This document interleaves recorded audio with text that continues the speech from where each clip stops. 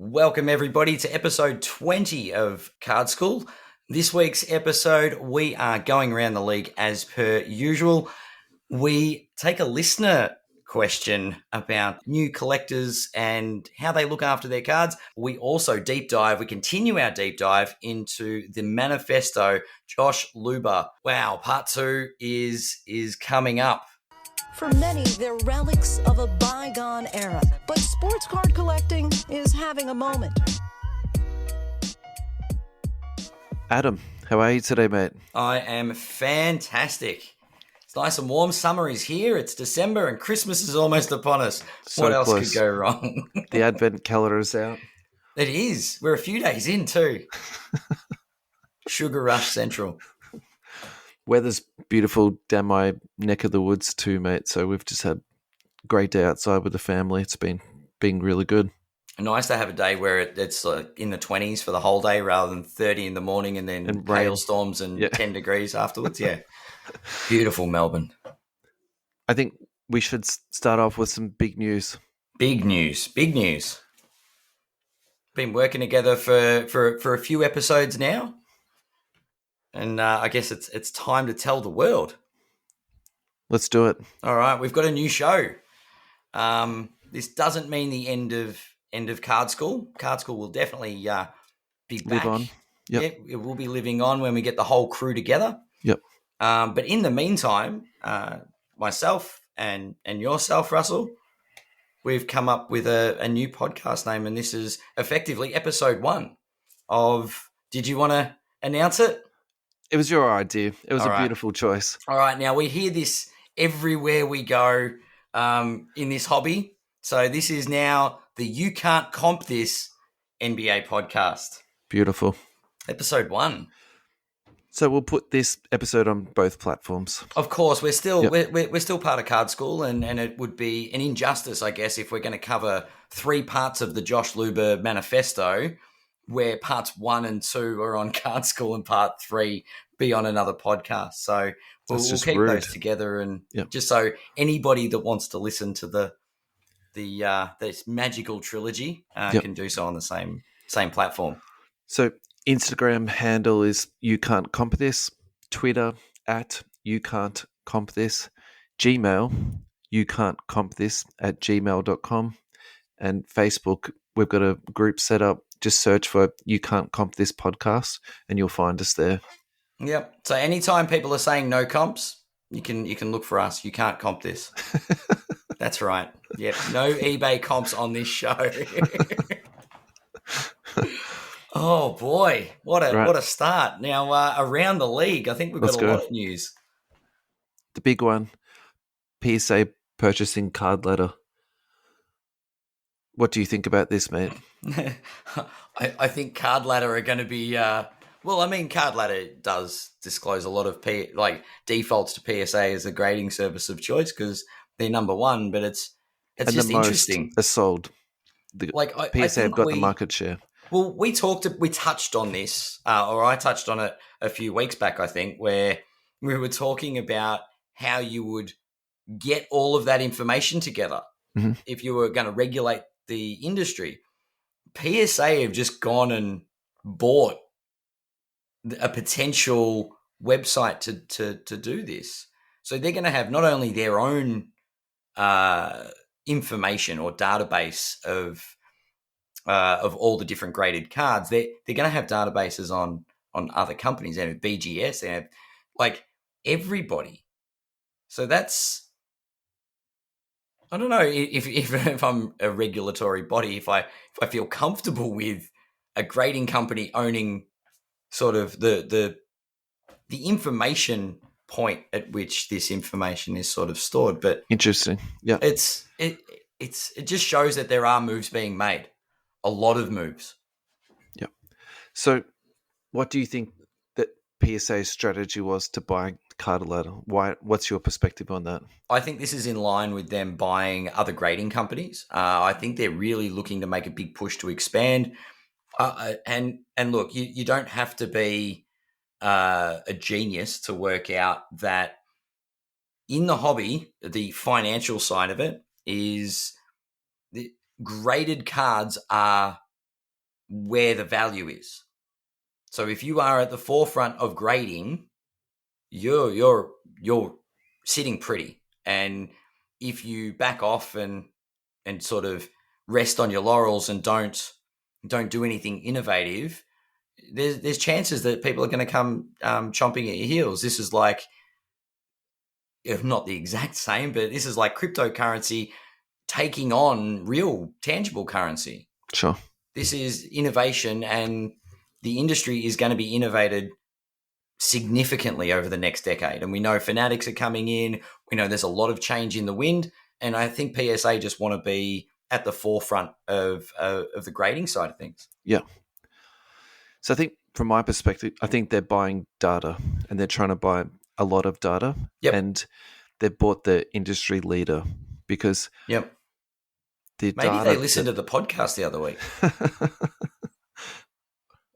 I suspect the negotiation had been going on much longer than just listening to our little podcast, but maybe their weekly it's meeting true. might be. You know what? I was listening to this card school podcast. This guy had a really good point that we should know everything. Let's buy everything. Yeah.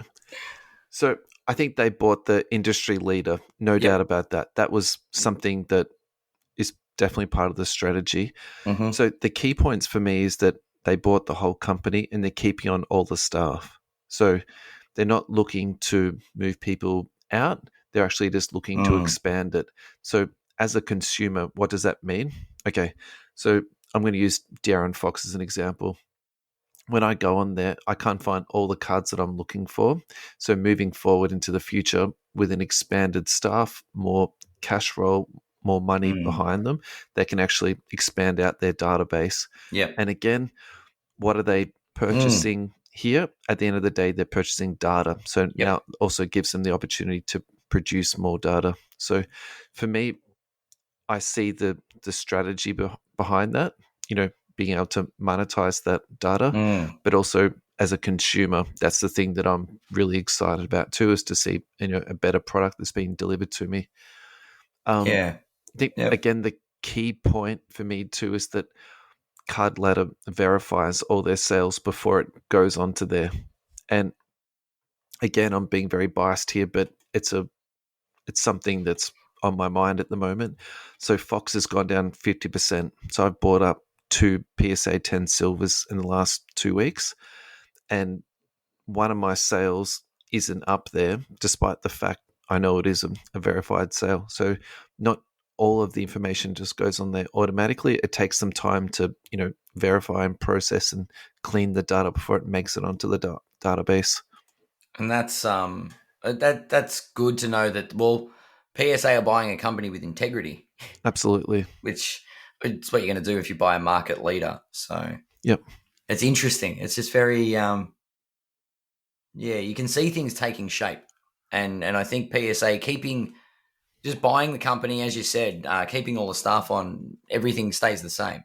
Yep. They're just literally saying we want to own that, because it's a market. It's a diamond. This is the way of the future. Having this information, having this data, is going to prove to be invaluable moving forward. I think my other thought about this too is more in a general hobby perspective, not just data in this sense, but them buying up smaller companies to absorb them into the PSA space. So, for example, we've got 1 million different grading companies coming up at the moment. Is there any potential that PSA will see one that's got good technology, good processes, good staff on their books? Okay, we'll invest into that company and bring it into the PSA umbrella, and then essentially turn it into like a franchise McDonald's type thing, where then they'll implement the PSA strategy, processes, structure, and then data share or process share.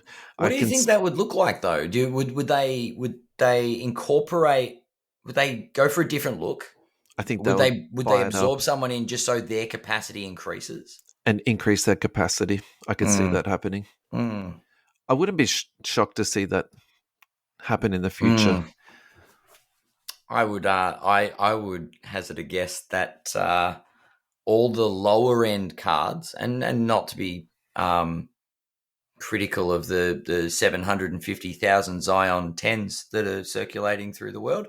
But yeah, doing the Prism-based stuff may go out to one of these, we'll call them subsidiaries, to be graded and just come out with a PSA slab. Cool. It really changes PSA's capacity to be able to focus on higher end stuff that they do get in, rather than the volume stuff that's coming through. Yeah. That then raises a question about integrity of the grading process. Double handling. Yep. But sure. Yep. I see where you're going with that, definitely. Interesting, though. I need to fact check there. It's 75,000, not 750,000. No, that's not last week's numbers. We're talking after Christmas. And now we're fact checking. We need to Oprah also is giving everybody a Zion 10 for Christmas. Received a PM this week from Al that we made a error. Oh no! We referred to Charlie Wonka when in fact it's Charlie Bucket. So to our audiences, we apologize for this error. We endeavor to do better in the future. Sorry, Al. We'll get to watching Charlie and the Chocolate Factory again and make sure that we get our character references correct. That's right. Future. We have much higher standards here. Yes. Oh, we have to go through QA, our own QA process. Alrighty. National treasures. I think we should talk about this. Yes. Box prices. Do you think it's gone up or down since the Logo Man Zion got pulled? I reckon it hasn't changed. Yep. It's actually gone up about 500 a box. Went down a little bit and then it's come back very strongly. So 7,250 was the last sold price. When that Zion got pulled, that was like 6,700 it was selling for. Wow. Interesting, right? It's probably stirred up a little bit of interest, a little bit of action, and then, It's funny. It's like the card's already gone. You're not going to pull another one. Yeah, but people look at the list and go, "Oh, I could pull this and this and this." Yeah. Yep. Yeah. I guess that correlates very well with the whole PSA buying information. There's still value out there. It's not like there's one card to pull out of that set. Yes. Yeah. Yeah. But it's interesting to see that it hasn't actually adversely affected the product. Yeah. Maybe it's just really good advertising for the product. Yeah, some people will be like, "Oh, what? You can still get it." Yeah. I mean, we haven't spoken about it for 8 months, 6 months, and then here we are. This is true. This is true. I mean, should we use this as a segue to get to our weekly update of Zion Watch? Absolutely. Let's go. No weight jokes this week. No eating jokes. No. The media have made enough of those. Definitely. It's fine. Unfortunately, the news is not great. Zion has injured himself, or not. He's aggravated his injury, so it looks like he's been set back a little bit. Yep. So that whole ramping up to full contact training is going to sort of is being put on hold. Yep. Unfortunately. So I think after that announcement was made that he was getting back to more duties, actually he recovered a little bit. He was up to 300, which was up from 360, but the lowest it sold for was 257. So I think there's people out there who are having serious conversations about, do I get out now and just cut my losses and move on to the next thing? And this is actually like, it's tough. It's actually, there's a lot of people losing a lot of money right now. If you're selling and you bought it at the peak, 50%. If you bought at that point, is it really worth offloading it? Do you know what I mean? Like, you're not getting your money back. You're getting a lot less. That's when you lose, right? You know what I mean? You hold it. Sure, it might be a $3 card in years to come because he never came back. Mm. He got depressed and ate himself out of the league. But no, Zion, like if you paid more than $400 for this card, why would you sell close to the $250 mark? It's I think I'd be holding personally, but for me at this price, and again, just going back to Fox, I don't want to go on and on about this. This is the last thing I'll say about it. But for me, I couldn't go past it. Yep. I just couldn't. At that price, I was like, let's go. So, if you do want to flip, if you do want to sell out now, there's going to be people out there that are going to have that feeling that the price is too good, like it's irresistible. So, my Christmas present for this year is sorted. That's done. Very. Well, and it's definitely not a Zion, is it? Definitely not. Fox. No. Foxes are wild. It's, I don't know. It's one of those. You're in for a penny. You're in for a pound. You've really got to ride it out. You've got to wait till he gets back on the floor. Yeah. Is he down 50% or is he discounted 50%? I think, is the cup half full? Is it half empty? Yeah. I'm with you on that. Like I think he's definitely in decline, and the longer he's out, the more questions get asked. Yeah, sorry, we're talking about Zion again now, aren't we? Just to clear this up. We're back to Zion. We're back to Zion. We can move into Fox because I think it's worth a discussion. But Zion hasn't played, like, when he is on the court, this is a bargain price, right? So if he gets healthy, this is a great investment. The questions are being asked at the moment, is he injury prone? And I think that's very fair, by the way. Is this a bad investment because he's going to get injured out of his top value? Yep. His body type, the way the league is. Yep. In addition to that, maybe he doesn't have the best diet, best conditioning. If people are getting cold feet, that's totally fine. And it's look. My advice would be, if you've lost almost 50% of your money already, don't just drain. Don't throw it down the drain. Just be patient. Tight. Hold on to it. Like, it can't get much worse. If you think he's bottomed out, just let him take the court. Let him take the court. That would be my advice, is wait until he's back on the floor, because you will see a spike when he comes back. I don't know what my advice is, man. I mean, if you're just looking at it as a pure investment, I'm sure there's some theory out there that just says cut your losses and move on to the next thing. Because what's the best way to spend $350 at the moment, or $300? Fox. But you're getting into, I know what you mean. You're getting into Jar. You're getting in, right. You're getting into Mello. Ant-Man. Sneaky, getting into Ant-Man. That guy is playing amazing at the moment. And I don't think his prices have caught up. All right, so here's one. Being serious. Are you putting this aside for some cash so that when Cade Cunningham cards come out, you start investing in Cade? Detroit's got a new dynamic duo. They reckon the future. You've been listening to Al too much. All right, No, I actually saw it online. This is not listening to Al.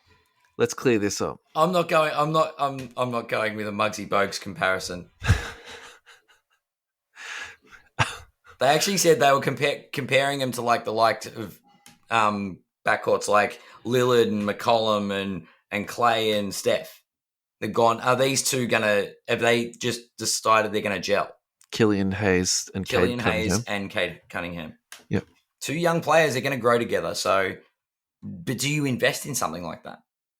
Do you get off Zion and invest in something like that? Or do you jump on Ant-Man, he looks the goods at the moment?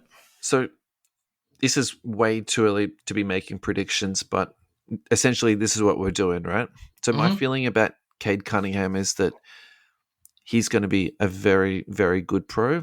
His intelligence is off the charts, and you can see that, but his athleticism isn't there. And you can also tell that at the moment, maybe he's like half a step behind. All right. So he's in Detroit. He's not that athletic. He's not that flashy.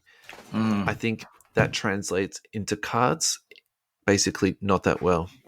Now, again, incredibly small sample size, but interesting fact. And I've sort of been waiting to bring this up. We did a box of Chronicle draft. We did random. And Raptors was traded straight up for Pistons. So that person felt that Scotty Barnes was better to grab than Cade Cunningham.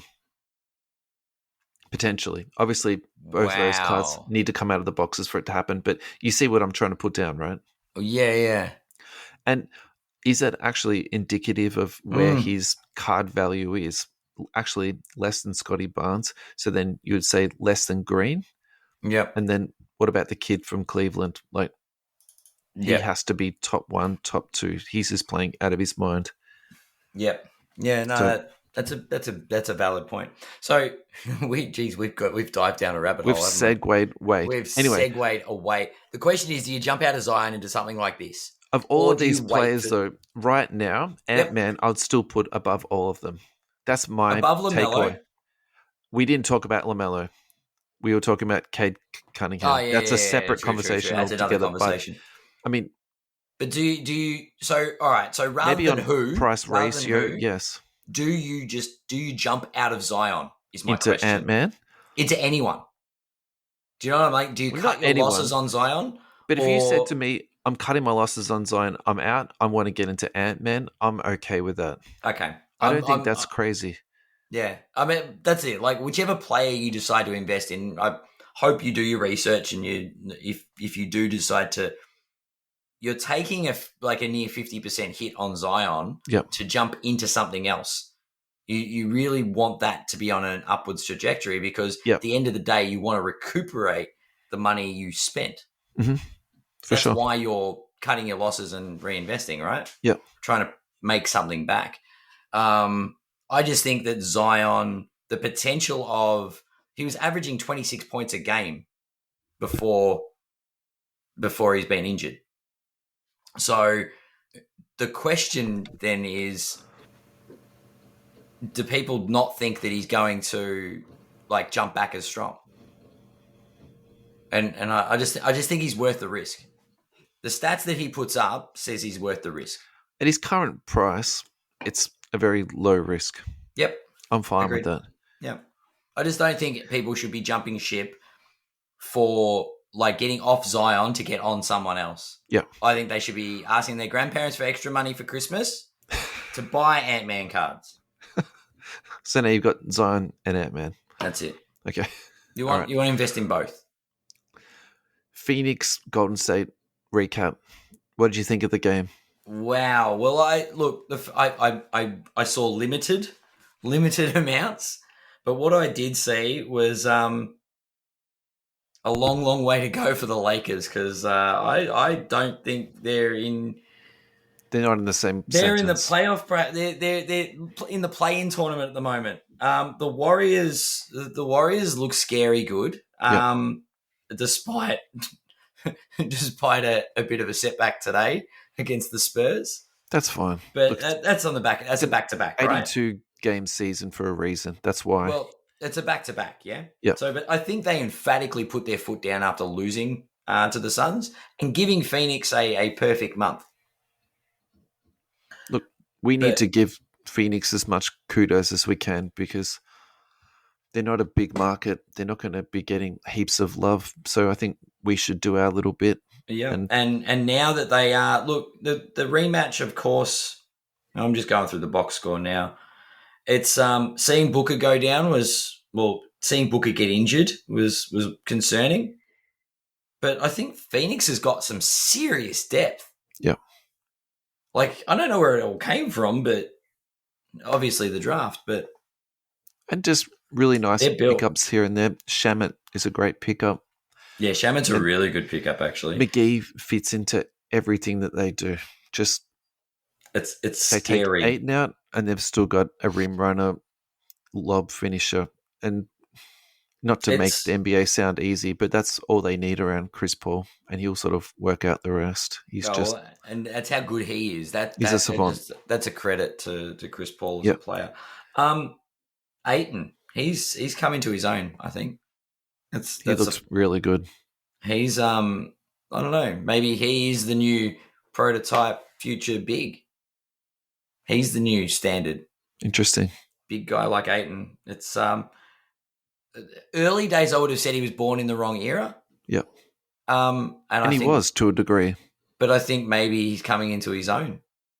But maybe it's the team he's on. Maybe it's Chris Paul's magic. But Chris Paul's unlocked him, and he's very big friendly. Let's be honest. Yeah, very much so. He's I don't think you'd want to run a pick and roll with anyone but Chris Paul in this league. Like if you got to choose, CP3 definitely would be your man. Yep. Now the Golden State Warriors. Talk to me. Where do they get these players? Do you know what I mean? Like, all right, so we've already talked about Peyton. Yep. But you've got Paul, you've got I mean, on the injury list, we've got Klay Thompson. That's fine. Paul was a late pick. Yep. They just drafted him. But they just seem to put everything together. Even, I think Kevon Looney's just lucky to be on the team, to be honest. But Looney's he's pro. He's this serviceable player that just very. And Kerr's like, yep, you're in, you're fine, do the job you're paid to do. He knows how to do, and that's all he needs to do. Yep. It scares me. Like this team is, I don't know. They've got to be like favorites. Clay's not far off. He shot today before the game in his actual uniform, and I think that's somewhat symbolic. All right, so who did the Warriors play on Christmas Day? I'm going to get my conspiracy hat on. I reckon. I love conspiracy. Hit me. I reckon. Oh, and guess who that? No, that's Christmas Day, is it? Oh my god. Maybe against the Lakers? No. The Lakers have got the Nets. All right, and we're kicking things. Oh no. So Hawks are playing the Knicks. Celtics playing the Bucks. Mavericks are playing the Jazz at 9 a.m. on Boxing Day. Hit me. It's a rematch again of the game we're talking about. It's the Phoenix Suns. Oof. Their Christmas Day matchup is against Phoenix. Delicious. Great. That's awesome. Look, hopefully you've got Klay Thompson taking the court. You've got Booker. Imagine them both at full strength. It's going to be good.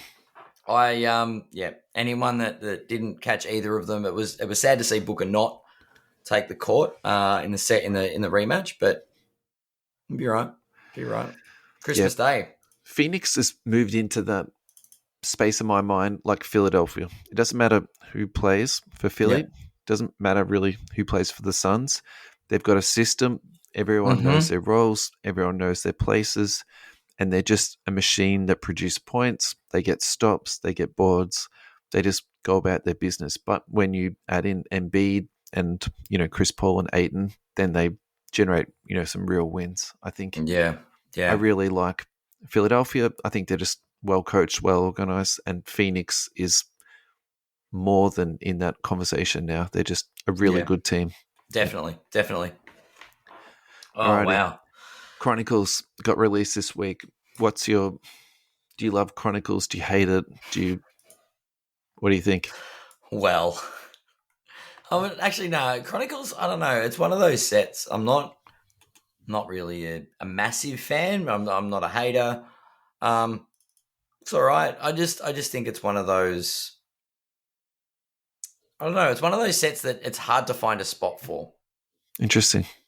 If that makes sense. It's one of those, where does it fit on the scale? Yep. I don't know. How about yourself? For me, I know it's not good for me. It's like drinking Coke, but tastes so good. Yep. Caffeine gives me Yep. nice buzz. So basically, Chronicles is just all these different products, and they can't find a spot for them, and they put them all into one product. Mm-hmm. So this year, and every year it changes. So this year we've got Donruss Optic Traded. We've got Gala, that's come back. Gold Standard is back. Limited, Majestic, Plates and Patches, Titanium. And this actually wasn't in the listing, but Cornerstones, which is one of my wow. Yeah, top 3 for me. So the other thing that they absolutely nailed this year was the Essentials card. It's this beautiful sort of like black laser. It just looks like it's a home run. I think that's going to be a really collected card. I like to do, set chases. I've been very open about this. Last year, I did the Crusade set out of Chronicles. Yep. I think this year I might do Gala. I just feel like that's a real blast from the past. I'm just so happy that's back. Yeah. But Gold Standard being back was interesting. Yeah. They're nice cards. I think that's I thought really you were about good. to say Black Gold. Black Gold. Oh, Black and Gold. Yeah. Remember the Black Gold? Yeah. They were nice. Yeah. Yeah. I really like those cards. They didn't do well on the resale market, though. Yeah, I know. If you got $1 for those cards, you were doing really well. Yeah, it's I have a few. I still have a couple of interesting pieces from that Black and Gold set, but it was trying too hard to be premium and not premium enough at the same time. Yeah. Rough. They were nice. Anyway. Yeah, no, I've got a beautiful on-card Kobe auto from that set, and it's it looks great. But I'm sure you get more than $1 for that. Oh, look, I thought I was going to get $1.50 for it. But even the text that they use for the auto is like a thick gold, like I don't know what they call it, like a gold like a Posca. Yep. Yeah. Like that paint pen kind of feel, and you're like, I get what you're going with, but it needs to be a bit thinner on the point. Anyway. We have to talk about Prism Update, though, because in my mind, this is actually really important. And the checklist is super weird this year. And I think part of it is because even though it's out now, it's last year's set, so it's very confusing. But Christian Wood's there, Harden's there, Westbrook's there, Jae'Sean Tate's there, Campazzo's there, Chris Paul, Jeremy Grant, RJ Hampton. So he's in the Orlando uniform for that. John Wall's in a Rockets uniform, and Moses Brown. John Wall's in a uniform. How did they get a photo of John Wall in a uniform? That's controversial. Come on. We don't need that. Oh, boy. And who was the last one? Moses Brown. Moses Brown. Yeah. Get away from that topic. So I was in a 2 case break of this, and Moses Brown was in every box. So that was just like not what you're hoping for with the OKC. Let's talk a little bit about Jae'Sean Tate, though, because this is actually a really good segue. We had a listener question from Instagram from Cram Cards. So please follow him on Instagram. It's spelled KRAMCARDS. And he had a really good question. Jae'Sean Tate is having a fairly decent season. Yeah, I know he's with the Rockets, so it's no big deal, but I really think he's going somewhere. Stacked numbers up against OKC a couple of days ago. How do you think he'll fare out, Adam? Well, I mean, he's got a fair point. It's tough when a player, I suppose, is playing on a team that's struggling. But that's sometimes the platform a player needs to sort of elevate to that star status. So it might actually prove to be the platform that gets him either a contract on a winning team, or if Houston somehow puts something together over the next few years, then he might be the franchise player. It's interesting. You don't know where he's going to end his career. So being at the Rockets at the moment isn't the be-all and end-all. If you think he's on the rise from the games you've seen, it's you know what? He could end up anywhere. He could be playing alongside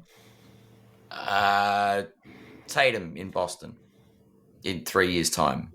He could be in a Los Angeles Lakers uniform as part of a blockbuster deal down the track. You don't know.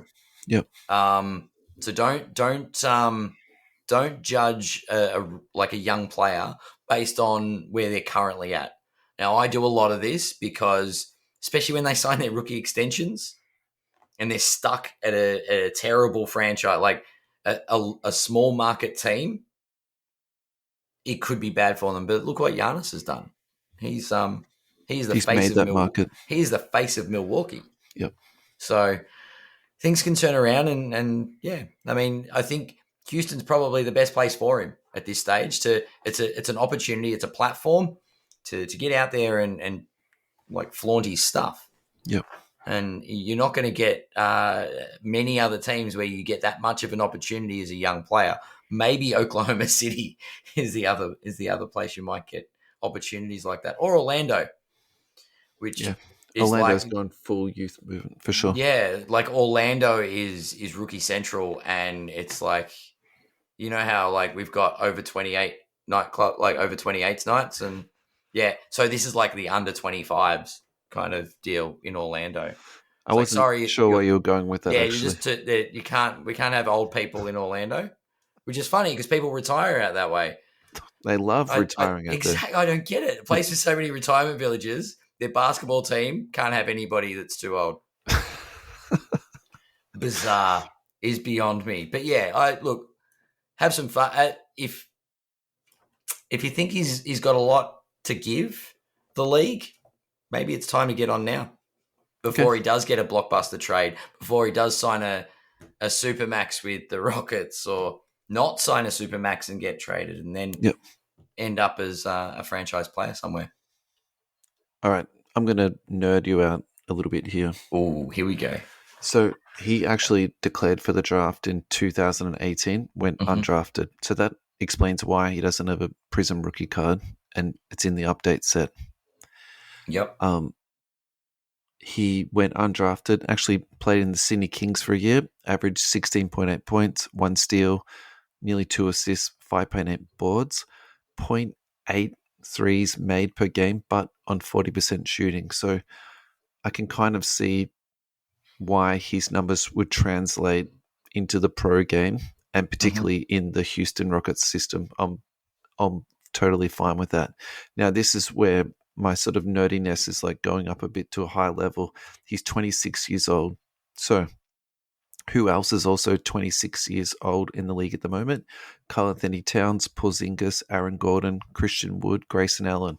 So if you're buying and investing, and this is something I wanted to talk about a couple of weeks ago, because we were talking about the Indiana Pacers draft pick. He was a 4-year guy. Do you buy into this guy? But we couldn't make the content work. So let's also sort of splice this in here. No, it's nice to, it's definitely nice to get another player in that perspective. Yeah. Yeah. So he's done his time, but that's right. He's the age of Cat. Yeah, that's right. And Porzingis. So if I was buying out of that list, I would buy Grayson Allen or Porzingis. I think that's the two where there's still, some movement to be had. Cat's, that I think that ship is sailed. Cat's over the hill. Yeah. Well, no. Also, his card value is quite high, right? Whereas I suppose what I'm thinking is, I didn't mean as a player. I meant card value. Like he's already hit his ceiling, value-wise. Grayson Allen's got a lot of room to move, and Porzingis, he's up and down for obvious reasons. Yeah. So his card sales coming out of Chronicles has actually been really strong. So there was 2 Prism cards that have sold. The red to 149 that sold for 166 USD, and the purple to 49 sold for 150. And this is of Jae'Sean Tate. This is Jae'Sean Tate. Yep. Of the Prism update cards that's just come out of Chronicles. So in the last week, basically, this has happened.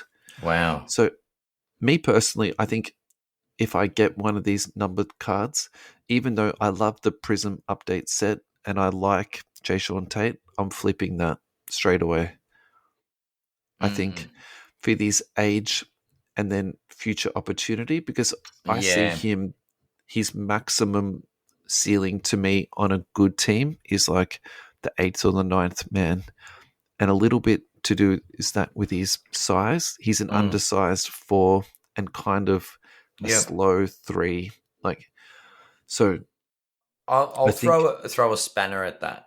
Yeah, hit me. I'm really intrigued now what people, because when you did the age comparison, that was it got me thinking, and it's like the way from a hobby perspective, the way someone, and just as a viewer of the NBA, when you look at a player and you see that they're new to the league, like you go, oh, this guy's brand new. He's only been in the league for 2 seasons. He's setting the world on fire. Yeah. But his age is on par with people that have been in the league for quite some time. Yeah, that's right. Aaron Gordon feels like he's been in the league for 10 years. Yeah. Yeah, and that's where I like Porzingis and Cat. I'm like, that's totally weird. Yeah. Yeah. You're like, but this guy is new to the scene effectively. And this goes back to the topic you wanted to discuss, is that 4-year at college, like someone that just does all of their 4 years and then goes into the league, really just costing themselves. Do you mean for your professional, or do you mean for their card value? Card value wise. Well, there's always outliers, right? So Tim Duncan, Steve Nash, Damian Lillard, all their card value is like, X10. Yeah. So, no, I think probably the answer is no. At the end of the day, either you got talent or you don't have talent. But does card value get impacted by age, or is it time in the league? And my thought is it's more time in the league unless you're over 30. I think it's more like how you connect to people. Yeah, but if this guy's come into a team and he's relatively new, just didn't get a rookie card because he was an undrafted prospect, and now he's stepping up. So is he on radars now? Are people going to pay attention? Where does that go? Because we know Cat, we know Porzingis. They've been in the league for a while. Yeah. This guy's the new shiny on the scene, but he's the same age. So longevity-wise, sure, his career's not going to be as long, but he's definitely going to be in the spotlight as a new prospect to collectors, I think. Yeah. And I guess that could be a trap, which is why you probably want to flip. Could be a trap. Look, I think these Prism update cards are going to do really well.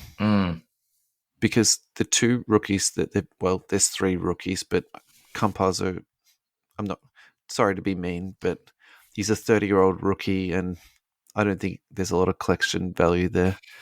But Hampton, I think, is going to do really well in this set, like really well. Yep. And I think Tate's going to do well too. But I suppose the question is, are you investing into this? No, I think long-term, definitely not. And look, the likelihood, like let's go away from the card collecting side of it. Let's go real talk. Mm-hmm. The likelihood that someone that went undrafted is going to tear up the league and be on par with the likes of Giannis,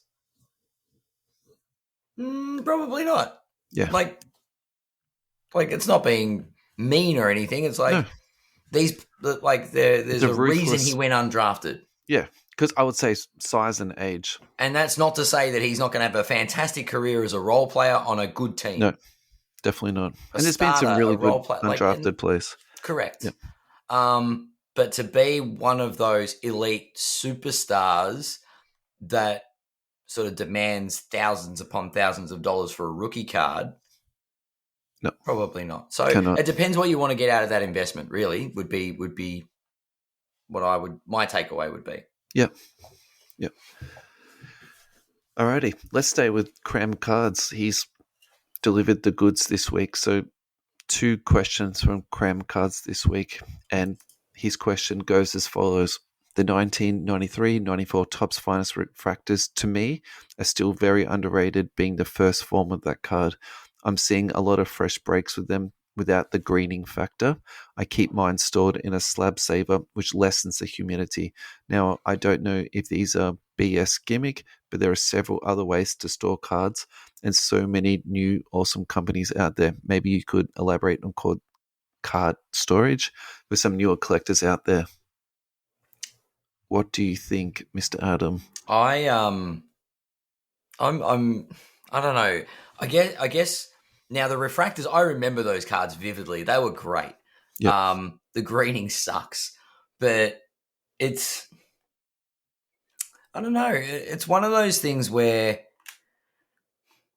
we've got, basketball cards are an investment.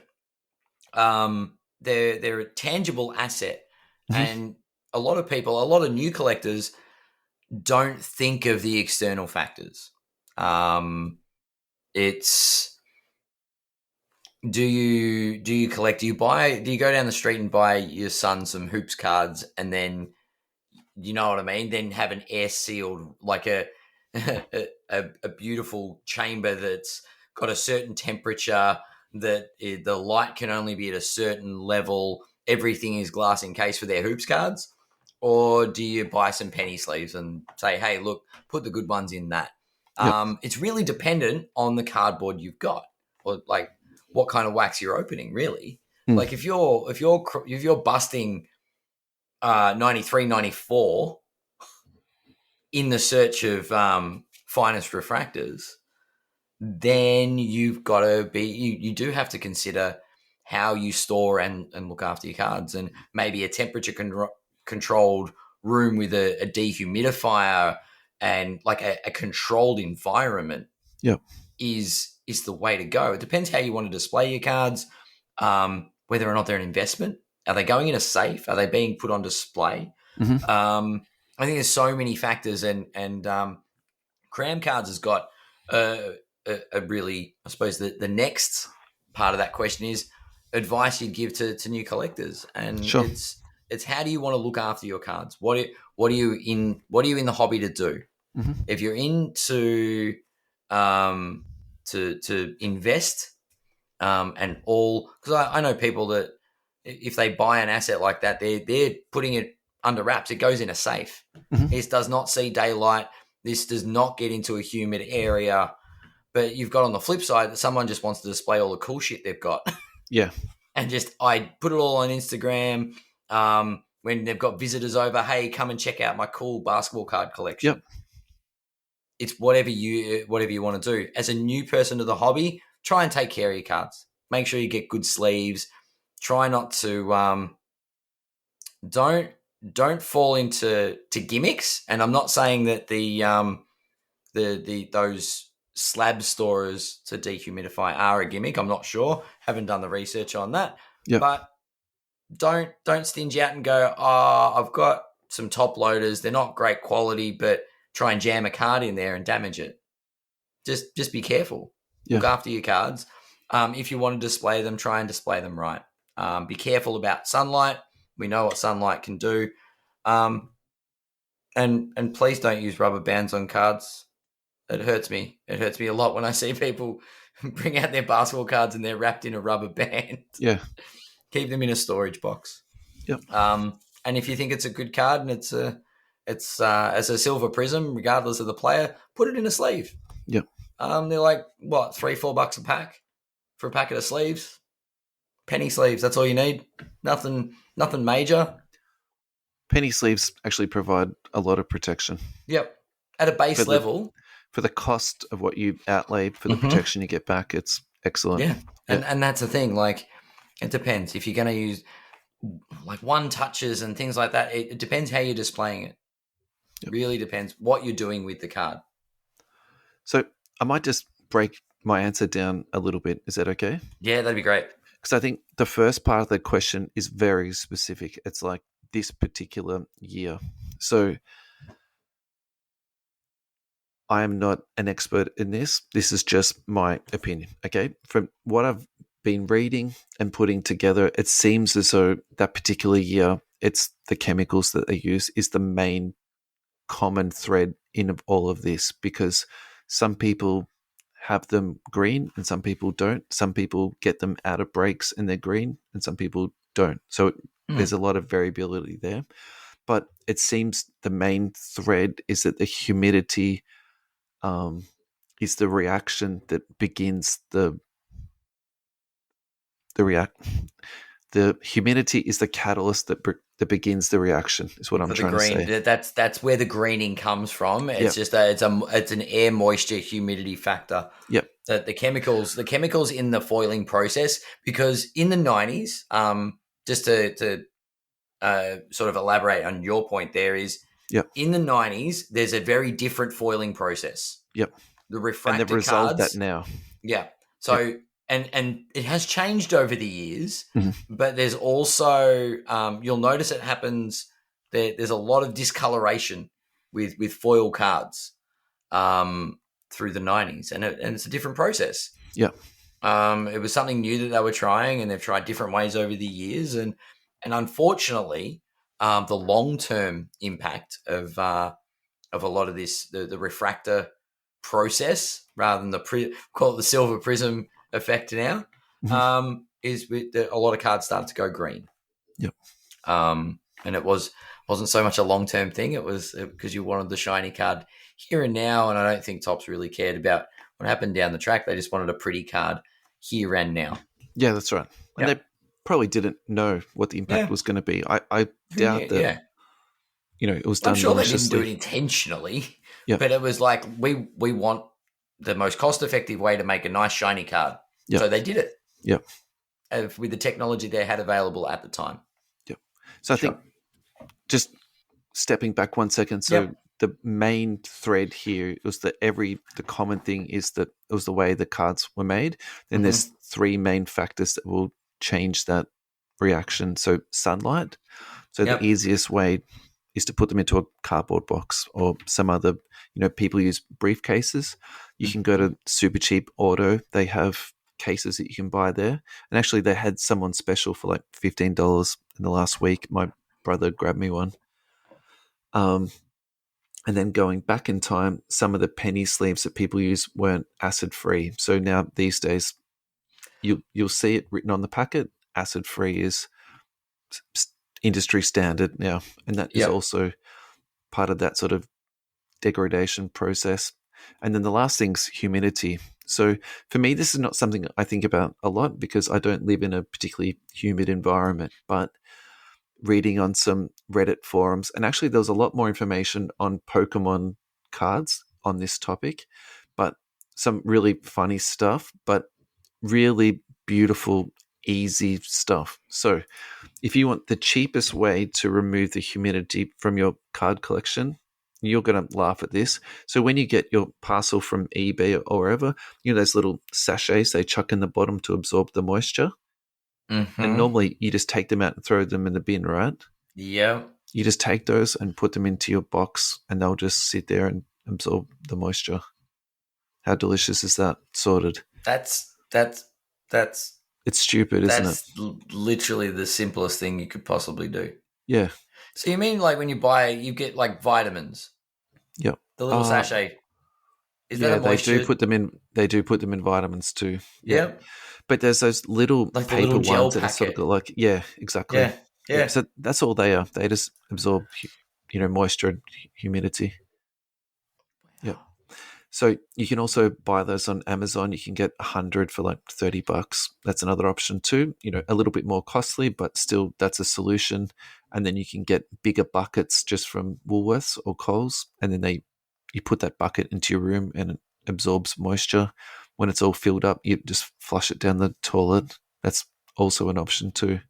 Wow. So specifically to answer the question about the card protector. So this is my understanding of this product. It is a case, and it's this beautiful looking case, but the case itself just protects the slab. So it protects it from, vibration and knocking, and it also protects it from the UV sunlight that you would get. Yep. And then you put your card into a bag, and that bag actually absorbs all of the humidity. So it's not the actual case. So when you go on the website and you buy it, you're buying your really beautiful case. But actually, what removes the humidity is the anti-humidity bag they put into, and they sell you 2 of those little bags, and one's in a snap tight plastic bag, so no humidity can get into it. Yeah. Yep.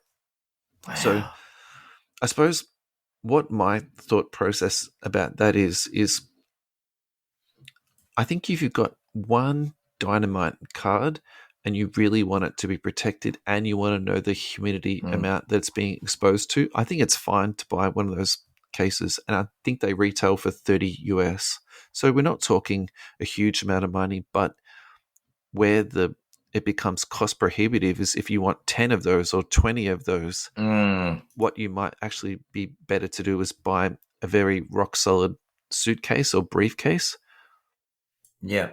Pad it out, or get the padded boxes from Super Cheap Auto.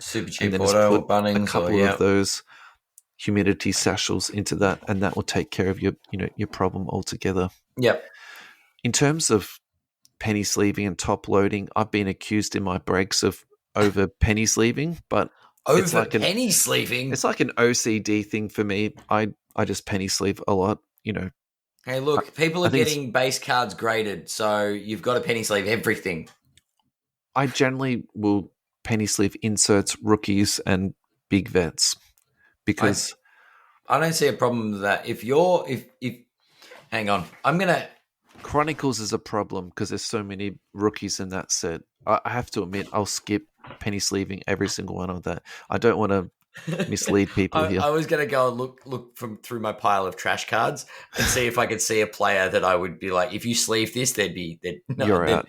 Then there are issues. But no, I think that's completely reasonable. Why would you, as a breaker, why would you not protect cards for the people that you're sending?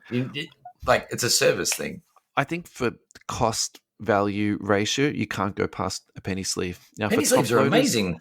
Top loaders, this is really a personal choice, but very early on in the piece for me, I got really good advice, and $5 and above only, because if you're top loading every card that's less than $5, you're going to run out of top loaders. In addition to that, top loaders are so hard to get at the moment, right? Are they? There's an international shortage, so don't be selling top loaders to your mates. Funny story for you later on. I may have a tub full of top loaders at home in my garage. You've just 10x'd your money, mate. Here I thought I was going to be ending up selling basketball cards to make money. Don't sell basketball cards, sell plastic. Accessories. That's where it is. But my biggest Russellism when it comes to card protection is, and I cannot stress this enough, if you get a card slabbed, you just buy the graded slab protection. They're literally a bag, and you put your slab into that because you spend whatever it is that you do, and then the actual cases get scratched, and they get scratched very easily. So in terms of protecting your investment, your precious cards, that to me is the most important thing. I agree. In terms of card protection, because I was waiting for the old, if it's not on, it's not on. This is supposed to be a kid-friendly podcast. It's okay. Kids can learn about condoms on cards. It's about using protection. Always use protection. I had a friend that we used to. I'm not having this conversation with kids. All right, Uncle Adam can do this. I'm out. We did it in the Magic the Gathering scene. A friend of mine is like, I always have condoms on my cards. He never called them sleeves. He always called them condoms. Oh my God. Anyway. I feel like as a basketball card collector, I'm now looking down on the Magic nerds. You know what I mean? Yeah. Oh boy. Oh. Look, I think, that's probably covered this question pretty well, I think. Yeah, look, I think penny sleeves are a great start. Penny rubber sleeve, bands top are a big loader. no. Yeah. Storing them with rubber bands is bad. Yep. Penny sleeve, top loader, team bag, Yep. Graded card sleeve. That we really take and look, care of. storage boxes. You can get all kinds of storage boxes. There are ones that hold top loaders. There are ones that hold slabs. There are ones that just hold your normal standard size penny sleeved cards. Yep. Having them in good storage, i.e., they don't move around too much, is a big thing as well. Definitely. in my eyes. Yep. Anyway, yeah, I think we've covered that off. Very well. And yeah, hopefully, well, good luck, Cram Cards, in keeping any of those 93, 94 Topps Finest refractors. Yep. Not so green. Luber, Manifesto, Part 2. Let's go. You first, mate. Part 2. How do we summarize this part? He's talking about the You don't have to summarize. You can just tell us what your key thoughts were. Key thoughts are there's the market is actually trending the way that it should trend and has done for years. Yep. The spike, while it was completely wild, is it corrected itself and it's put the hobby back on track. It's not some market collapse. No. And then, yeah, look, I mean, it's interesting. The thing I took away from it was interesting that the cryptocurrency crash, like cryptocurrency seemed to rise and fall in a very similar trajectory to the card market. Yep. Which was interesting. But yeah, overall, that was my big observation for like it's interesting to see the many factors that go into it. And I agree, and I don't know what your stance on this is. If I had a piece of cardboard that had gone up 10 to 50 times its value, would you want to sell it? Yep. If my $500 card is now worth 50 grand, I am selling that to make 50 grand. Yep. Guess what? That's what a bunch of people tried to do when they found out cards were going for 10 times what they're worth. Yeah. That's literally like, and you create the supply demand side of things. Everyone was trying to sell it. And then the prices crashed because everyone was trying to sell. There were no buyers. Yep. Yep. Rise and fall. But overall, we're still trending the same way the hobby has for the better part of 2 decades. Yep. And looking back a couple of years, even after that huge decline, we're still overall up. And for me, I find that very reassuring. Extremely reassuring. Yeah. And when I go onto eBay and I'm looking at card sales or card ladder or 130 point, whatever, cards are still being sold and they're being sold for really good prices. So breaks are still filling up. I'm interested in peaks. Because this isn't the only one.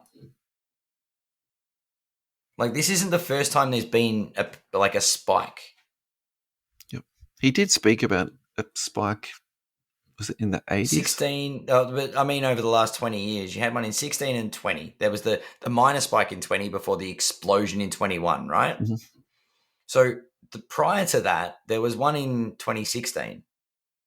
What was the basis around the 2016 spike? Not sure. I've only got one theory. Talk to me. Kobe retired. Why would that spark it? A lot of people trying to get collectible, like things signed, or there's a lot more Kobe collectors came out of the woodwork when Kobe announced his retirement. And was that also the year that Panini started to produce cards? 2016? Yep. Because that was the year that Simmons was a rookie and he signed with Upper Deck. That's right. I remember that. Yeah. It was 17. Was it 16, 17 or 17, 18? 16, 17. Yeah, it was Ben. So can we rag on Ben Simmons for the spike? Well, Neb has said this on the pod before, that the reason why Silver Prisms became so popular is because of Simmons. Oh, wow. And he sort of, uses that to put more hate onto him. Yeah. Ben deserves it. I had to go. I had to have a go at Ben Simmons. I think we made it a lot further this week. What are we up to? An hour plus. Yeah, we're over an an hour hour. 8. Beautiful. There we go. It's a new record. It is for us.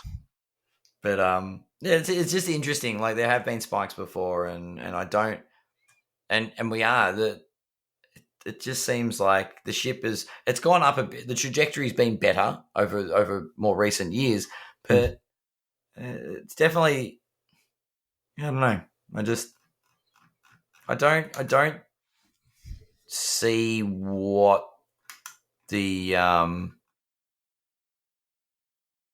don't see the hobby like losing traction, if that makes sense. We've got a lot of new people in the hobby. So he spoke about that, and one of the things he said was that at the recent nationals, 46% of people who attended were first timers. Yep, and the average age was 25 years and younger.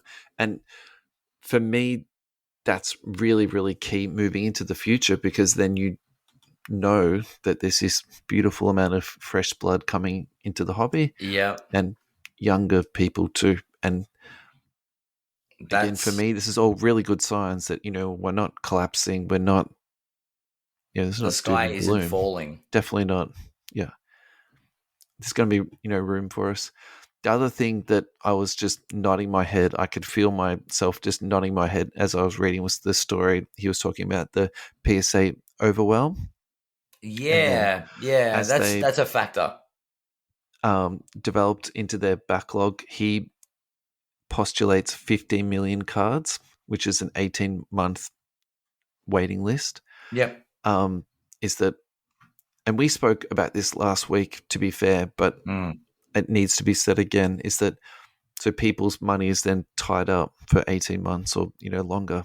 So they're not rolling that money back into the hobby. They're not getting cards back in 2 months and flipping them and rolling it back in. Exactly. And then spending it more on breaks, buying more singles, yada, yada, yada. Like, I believe that 110% is no doubt in my mind that is a factor in all of this slowdown. So agreed. I couldn't agree with that more.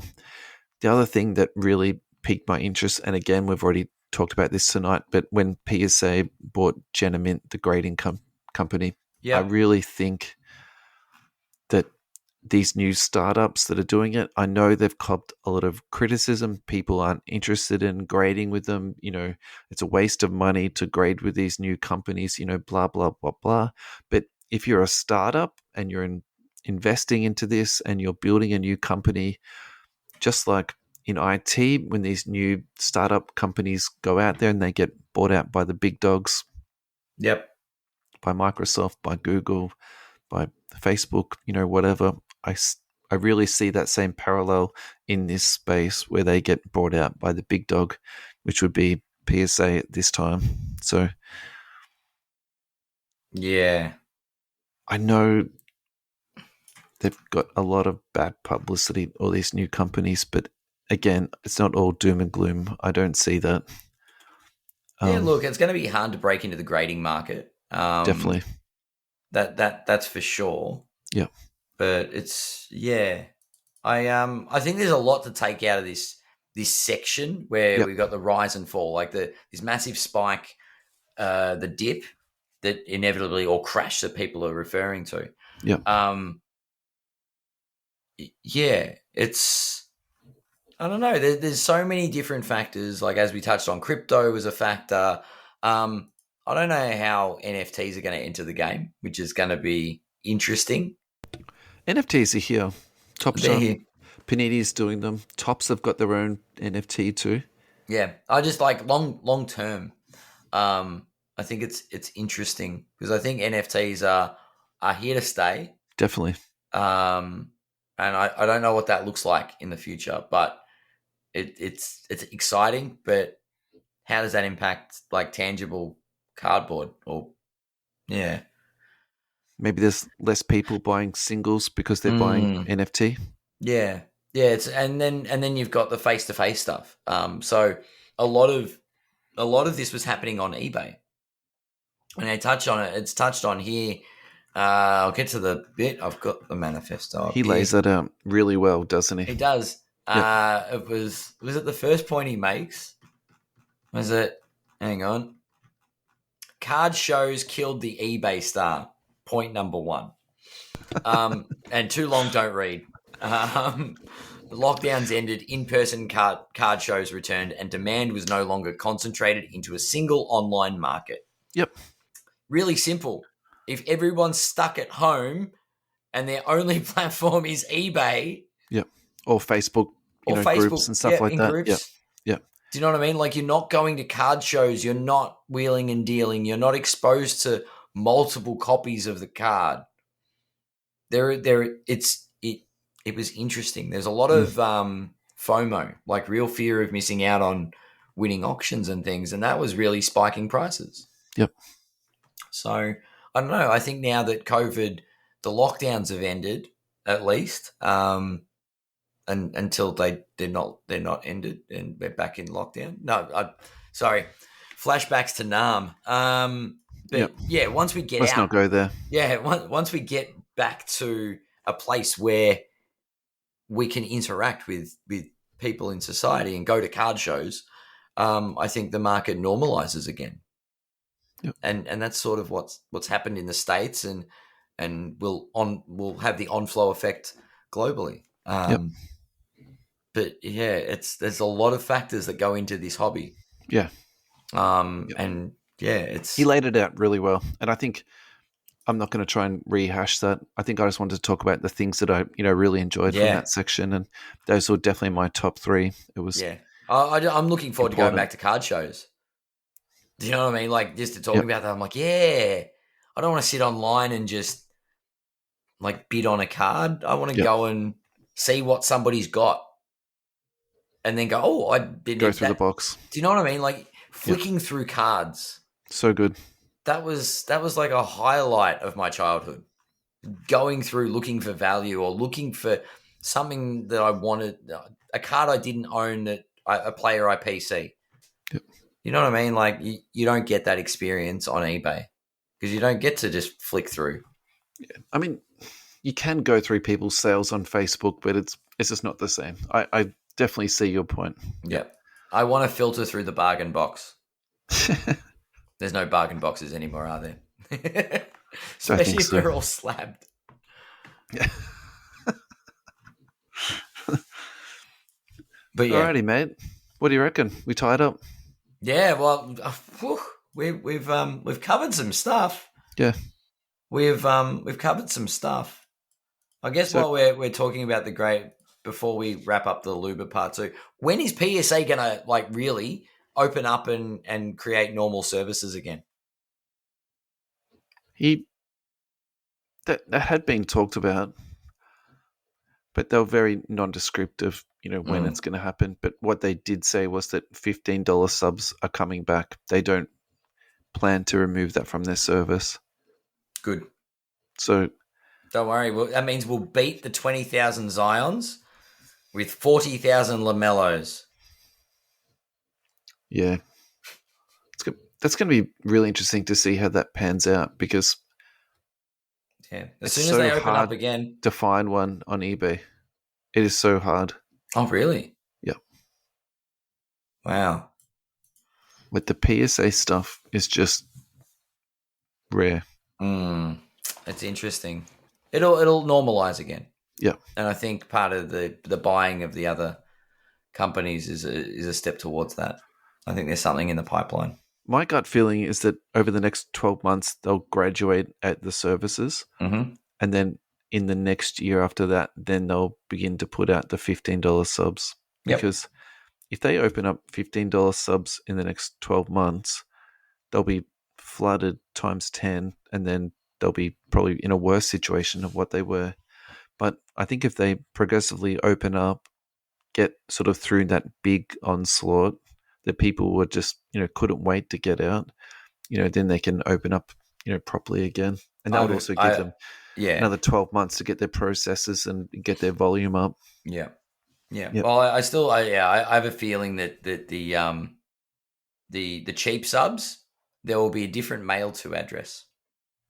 Interesting. That's my thought. All right. Let's lock that in. Make a note. Let's see what happens if we have to mail our cards to a different location. Yeah. For PSA to grade them if they're the $15 slabs. Yeah. But yes. Well, I think we've covered a lot today. What do you reckon? I think we've gone through a lot. So thanks for a great episode, mate. And also congratulations on episode 1 of You Can't Comp This. You Can't Comp This, episode 1 in the books. Yep. That was awesome. A lot of fun. I'm grateful to work with you, mate. And it's just been a blast. So thank you so much. Heaps of fun and looking forward to many, many, many more episodes. Beautiful, mate. Alrighty. Thanks everyone for listening and take care of yourselves. See you guys. Bye-bye.